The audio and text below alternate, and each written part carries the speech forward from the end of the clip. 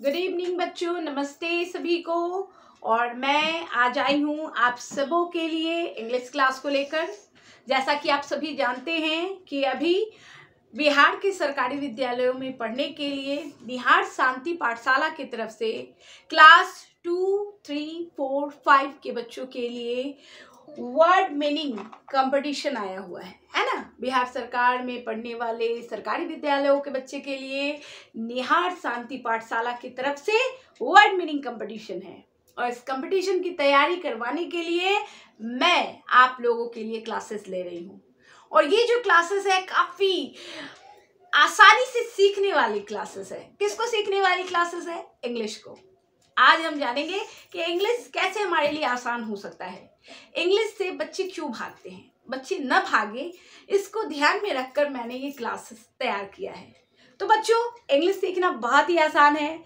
हमको इसके लिए सबसे पहले क्या जानना है? इंग्लिश सीखने का पहला फंडा क्या है? पहला फंडा है इसके अल्फ़ाबेट को जानना।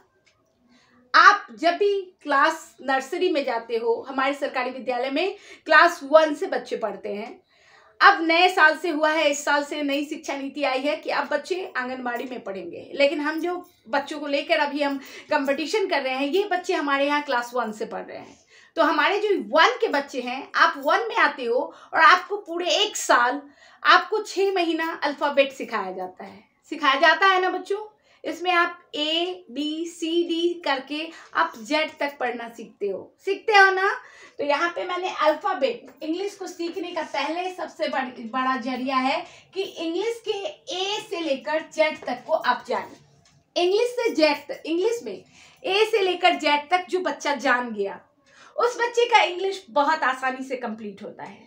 अब जैसे आप अल्फ़ाबेट में A से Z तक जान गए, अब आपको इससे क्या करना पड़ता है? आपके टीचर्स क्या करते हैं, हम क्या करते हैं? हम अपने बच्चे को A से Z तक सिखाते हैं, उसके बाद बोलते हैं बेटा पढ़ो, ये क्या है? तो बच्चा मेरा पढ़ता है, ये है मैम ए। अब इससे A के साथ और क्या लगा दें कि एक वर्ड तैयार हो जाए, तो हम उसको सिखाते हैं APPLE, एप्पल। एप्पल का मतलब हम उसे सिखाते हैं बेटा ये क्या हो गया? तो ये हो गया सेब। तो हम ऐसे करके बच्चे को एप्पल सिखाते हैं, ठीक है। अब इसी तरह हम बच्चे को फिर सिखाते हैं बेटा अब ये पढ़िए, ये क्या है? तो उसके लिए एक नया शब्द हम डालते हैं, उसको हम सिखाते हैं, ये क्या है बेटा? तो यहाँ हम सिखाते हैं BAT, बैट। बैट का मतलब हम उसको सिखाते हैं बेटा क्रिकेट आप खेलते हैं? तो बच्चे बोलते हैं यस मैम, हम क्रिकेट खेलते हैं। तो BAT, बैट। अब फिर बच्चा मेरा सीख गया है अल्फ़ाबेट, A से लेकर Z तक पढ़ना जान गया है। तो फिर हम बच्चे को क्या सिखाते हैं? बेटा ये क्या है? तो आप बोलते हैं C। फिर हम कहते हैं बेटा ये क्या है? A। और ये फिर बोलते हैं ये क्या है? तो P। तो अब CAP क्या हो गया? तो कैप। तो फिर हम बच्चे को सिखाते हैं बेटा ये आपका कैप है। ऐसे करके हम बच्चों को क्या करते हैं? वर्ड पढ़ाते हैं, है ना बच्चों। तो अब कम टू द पॉइंट, हम आज आपको इंग्लिश की बारीकियों को बताएंगे और सिखाएंगे। तो जैसे 26 लेटर है, ये लेटर हम आपको सिखाए। अब लेटर आप सीख गए, अब A से Z तक आपकी जानकारी हो गई। अब हम क्या करेंगे? अब हम आपको आ जाएंगे कि ये जो इंग्लिश का 26 लेटर है, इसको आप आसानी से इसके वर्ड मीनिंग को कैसे पढ़ो। तो इसको हम आपको हिंदी के साथ एसोसिएट करते हैं, यानी हिंदी के साथ इसको जोड़ देते हैं। तो यहाँ पे मैंने एक चार्ट बनाया है, आप देख रहे हैं कि कैसे हम इंग्लिश और हिंदी को जोड़कर ये इंग्लिश के लेटर को हिंदी के वर्ण के साथ हम क्या करते हैं? अक्षर बनाना सीखते हैं, ठीक है। अब आप देखिएगा कि आपको पहले इंग्लिश का लेटर्स आना चाहिए। जैसे आप लेटर को हिंदी के वर्णों के साथ जोड़ दोगे तो आपका प्रोनाउंसिएशन और आपकी स्पेलिंग मेकिंग बहुत आसानी से हो जाएगी। तो यहाँ पे आप चार्ट देखिए और इस तरह से आप भी अपनी कॉपी में इसको नोट डाउन कर लीजिए, क्योंकि इंग्लिश को सीखने की ये पहली सीढ़ी है। जो पहली सीढ़ी को अच्छे से सीखता है, उसके बाद उसके कंसेप्शन में ये, प्रैक्टिस में ये आ जाता है, तब वो प्रैक्टिस से किसी भी बड़ी से बड़ी स्पेलिंग को तैयार कर सकता है।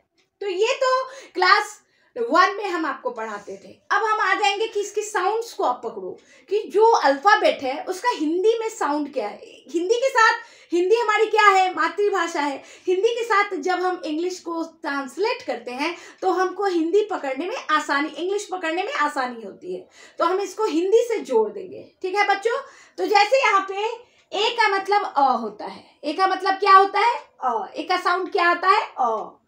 और आ का मतलब डबल ए जहां आएगा तो इसका मतलब वहां आ है। आई का मतलब छोटी ई, डबल ई मतलब बड़ी ई, डबल ई मतलब बड़ी ई, और आई मतलब बड़ी ई। छोटा ऊ, यू को हम छोटे ऊ से देखते हैं, ठीक है।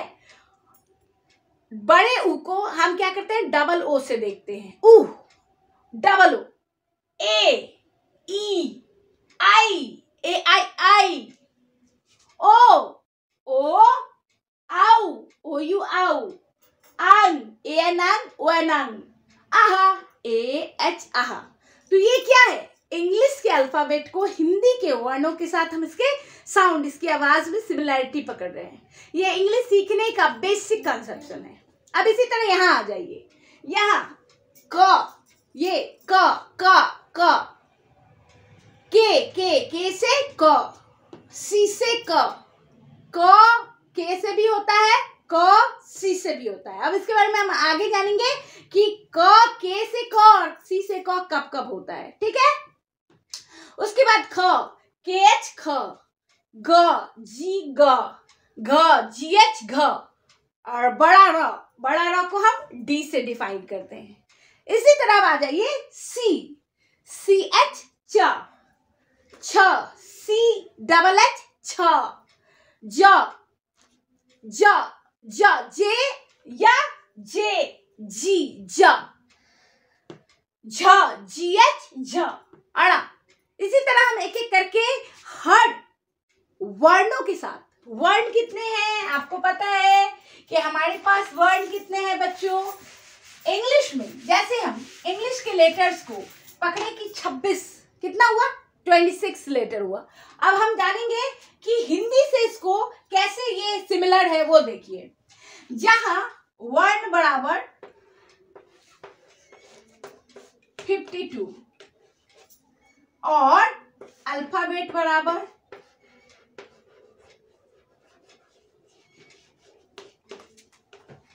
26, तो ये जो है ये इतनी आसानी से कैसे काम कर रहा है, 26 लेटर में ही पूरा इंग्लिश का वर्ड मीनिंग कैसे बन रहा है।